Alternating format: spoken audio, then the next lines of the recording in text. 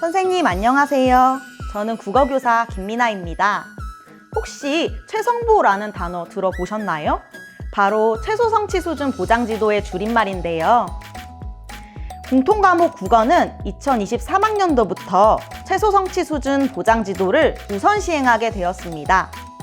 따라서 이번 영상에는 선생님에게 도움이 될 만한 국어교과의 최성보에 대해서 알려드리고자 합니다. 2025년도부터 고교학점제가 전면 도입되면 과목 이수제가 시작됩니다. 과목 이수제가 시작되면 학생은 출석률뿐만 아니라 학업 성취율 40% 이상 도달하여야 과목을 이수할 수 있게 됩니다. 따라서 학생이 선택한 과목을 끝까지 이수할 수 있도록, 즉 해당 과목이 요구하는 최소 성취 수준에 도달할 수 있도록 끝까지 책임지고 교육하는 것이 중요해지는데요.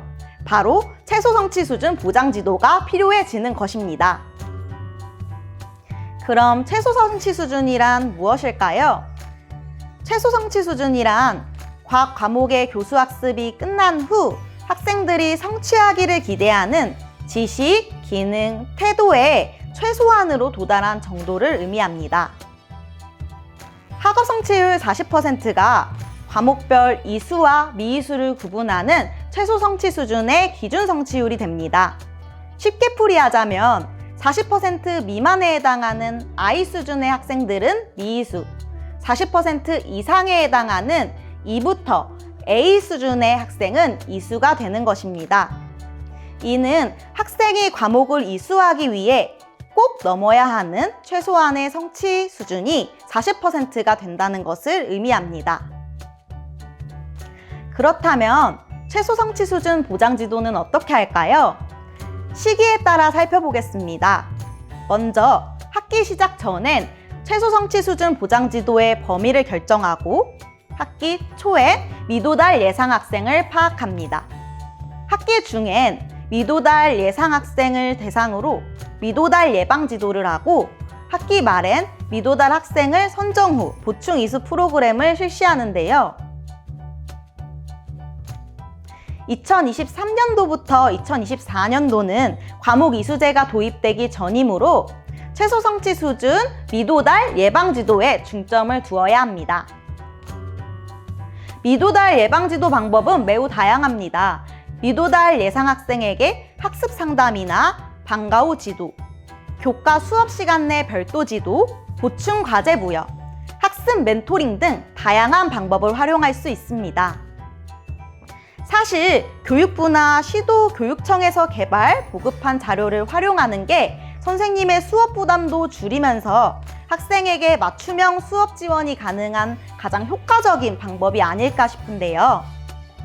학생들에게 교육부의 온라인 콘텐츠를 듣는 것을 수행 과제로 부여하고 피드백을 제공하는 것도 선생님만의 좋은 최성보 방법이 될 수 있겠습니다. 다음은 교육부에서 개발한 국어교과의 온라인 예방지도 영상 콘텐츠 차시 목록인데요. 국어 과목은 2015 개정 교육과정 공통과목 국어 성취 기준을 중심으로 듣기 말하기, 읽기, 쓰기, 문법, 문학 5개의 영역을 다룬 20차시 콘텐츠가 개발되어 있습니다. 최성보 수업 자료로 적극 활용하시길 바라고요. 학생이 직접 EBS-I에 접속하여 강의를 시청할 수도 있습니다. 최소 성취 수준 보장 지도에 있어서 유의할 점은 학생 수준을 고려한 수업과 평가를 설계해야 한다는 것입니다. 특히 평가에선 이수준 학습자를 고려한 적정 수준의 문항이 학생 평가에 반드시 포함되어야 합니다. 즉, 최소 성취 수준 진술문에 근거한 수업과 평가를 진행해야 합니다. 그럼 최소 성취 수준 진술문이란 무엇일까요? 학생이 최소 성취 수준에 도달했는지 판단하기 위해선 이 수준 학습자의 학업 특성을 판단할 수 있는 근거가 필요한데요. 이 수준에 해당하는 학생들의 일반적 특성을 기술한 것이 바로 최소 성취 수준 진술문입니다. 그럼 국어교과의 최소 성취 수준 진술문을 자세히 알아보도록 할까요?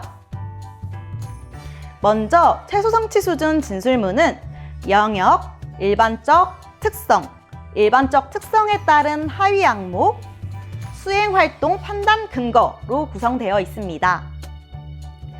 1학년 공통과목 국어의 듣기 말하기 영역 중심으로 최소 성취 수준 진술문을 자세히 살펴보겠습니다. 일반적 특성은 성취 수준 2수준에 해당하는 교과의 포괄적 특성을 진술한 것입니다. 듣기 말하기가 의미 공유 과정임을 대략적으로 이해한다 라는 표현, 담화 유형 중 일부 유형이라는 표현이 최소 성취 수준 2에 해당하는 기술임을 알 수 있겠죠. 마지막 담화 관습을 성찰하는 데 관심을 보인다 라는 기술도 학생이 의사소통 문화 발전에 기여하는 태도를 온전히 갖추기는 힘들다고 판단을 해 성취 수준 2수준에 낮춰서 서술된 기술임을 알 수 있습니다. 일반적 특성에 따른 하위 항목은 앞서 살펴보았던 일반적 특성을 교과별 특성을 반영해 나눠 서술한 것입니다. 일반적 특성이 세 덩어리의 하위 항목으로 나누어지는 모습을 확인할 수 있습니다. 마지막 수행활동 판단 근거는 최소 성취 수준 능력을 가진 학생들이 보여줄 만한 전형적인 모습을 최대한 구체적인 양상으로 진술한 것인데요.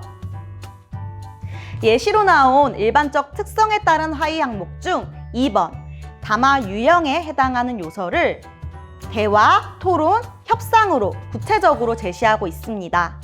이를 판단 근거로 제시한 이유는 이 세 가지 담화 유형이 교육과정에서 제시한 가장 대표적인 담화 유형이기 때문인데요.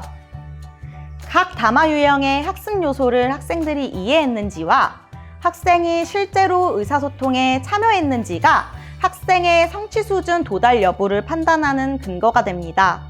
최소 성취 수준 진술문에선 이 유형들 중 일부 유형에 참여하여 소통한다고 기술되어 있기 때문에 학생이 이 세 가지 담화 유형을 모두 이해하고 능숙하게 의사소통하진 못하더라도 일부 담화 유형의 학습 요소를 이해하고 있거나 일부 담화 유형의 의사소통에 참여할 수 있는 경우는 성취 수준 2에 해당한다고 판단할 수 있습니다.